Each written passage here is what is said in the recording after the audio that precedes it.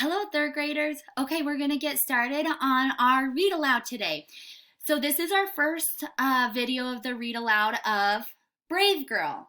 Okay, so here's the cover of Brave Girl. It is a hardcover, so it is a hardcover book. The author is right here, Melissa Markley. Our illustrations or our pictures are by Melissa Sweet. All right, let's get started.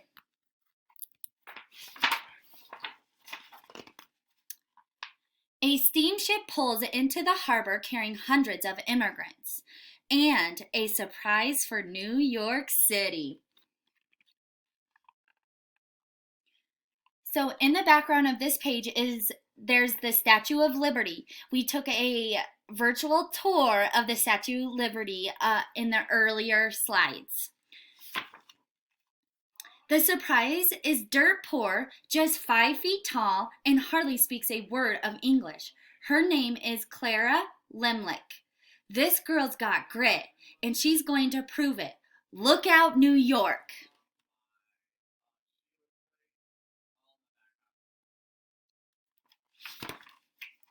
Clara knows in her bones what is right and what is wrong. What's wrong begins a few weeks after the Lemlichs move into their tenement in America. No one will hire Clara's father. They will, however, hire Clara. That's right, Clara. Companies are hiring thousands of immigrant girls to make blouses, coats, nightgowns, and other women's clothing. They earn only a few dollars a month, but it helps pay for food and rent.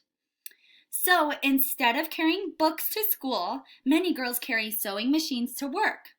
Clara becomes a garment worker.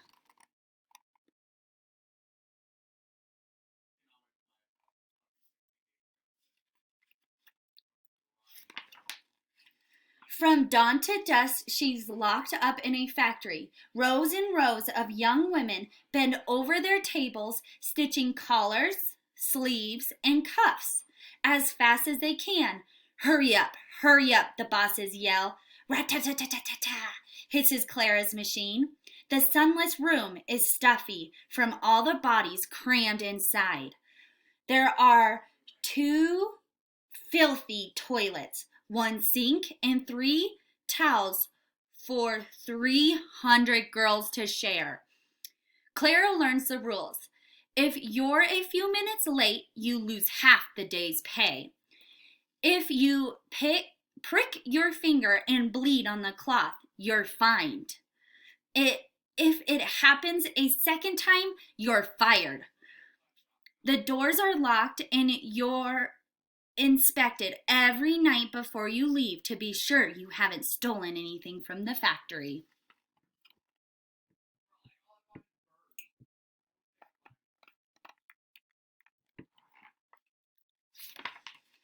But Clara is uncrushable. She wants to read. She wants to learn. At the end of her shift, through her eyes hurting from straining in the gaslight and her back hurts from hunching over the sewing machine, she walks to the library. She fills her empty stomach with a single glass of milk and goes to school at night. When she gets home in the late evening, she sleeps only a few hours before rising again.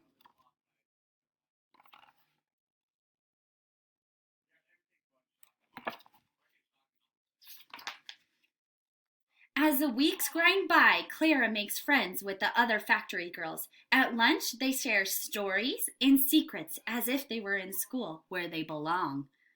Clara smolders with anger, not just for herself, but for all the factory girls, working like slaves. This was not the America she had imagined. The men at the factory tell her they've been trying to get the workers to team up in a union.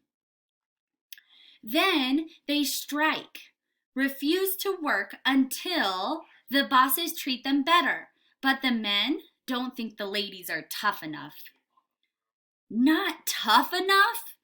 Because they're girls? Oh, yes, they are. Clara knows it. She'll show them.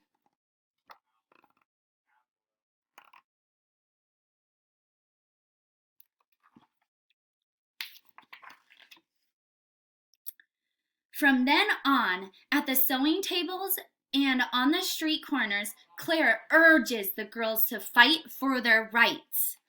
When the seamstresses are overworked, she says strike. When they're underpaid, she says strike. When they're punished for speaking up, she cries strike. And the girls do. Okay, that is all the parts that we're going to read for this week. Next week, we're going to finish reading Brave Girl and find out what's going to happen, okay? So the next slide, please make sure you are watching the video, because in the next video, I'm going to be annotating and asking questions to get our mind thinking about the story and what the main idea of the story is. Okay, thank you for watching. Keep up the good work. I'll see you in the next slide.